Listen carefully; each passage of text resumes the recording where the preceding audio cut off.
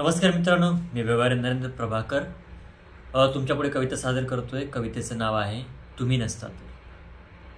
की तुम्ही नसता ज्योती तर कुणी पेटवल्या असत्या समाजातल्या विझल्या पंथी। की तुम्ही नसता ज्योती तर कुणी पेटवल्या असत्या समाजातील विझल्या पंथी आणि कुणी दिले असते बळ इथल्या काकणभरल्या हातांना।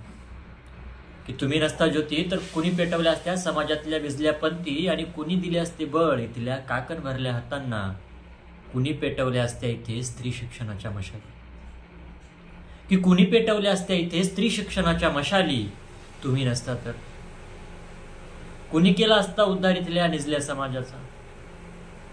कुणी केला असता उद्धार इथल्या निजल्या समाजाचा आणि कुणी दिला असता आधार इथल्या खचल्या मनांना। ज्योती तुम्ही नसता तर। अहो दगडगोटे झेलून सुद्धा साऊ माई लढली। दगडगोटे झेलून सुद्धा साऊ माई लढली शिकवण्या आले की बाळींना इथल्या दिवस रात्र धडपडली। दगडगोटे झेलून सुद्धा साऊ माई लढली शिकवण्या आले की बाळींना इथल्या दिवस रात्र धडपडली। स्त्री शिक्षणाचे दान आम्हाला सावित्री ज्योतीने दिले। की स्त्री शिक्षणाचे दान आम्हाला सावित्री ज्योतीने दिले। जीवन सारे समाजासाठी अहोरात्र जिजविले। चूल आणि मूल ज्यांची आजवर होती कामे। की चूल आणि मूल ज्यांची आजवर होती कामे ती आज आम्हाला संसद भवन, विधान भवन, राष्ट्रपती भवनातही दिसते। अहो कोण म्हणतं की स्त्रिया गुलाम असतात? तीच स्त्री आज आम्हाला स्वतंत्र होताना दिसते।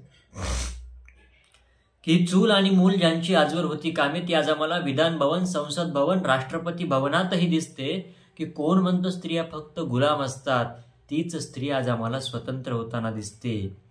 खरं तर नाहीत आम्हावर उपकार कुणा बाबा आणि देवींचे। की नाहीत आम्हावरती उपकार कुणा बाबा आणि देवींचे। उपकार नेहमीच आम्हावरती सावित्री आणि ज्योतीचे। की उपकार नेहमीच आम्हावरती सावित्री आणि ज्योतीचे। की उपकार नेहमीच आम्हावरती सावित्री आणि ज्योतीचे। थँक्यू।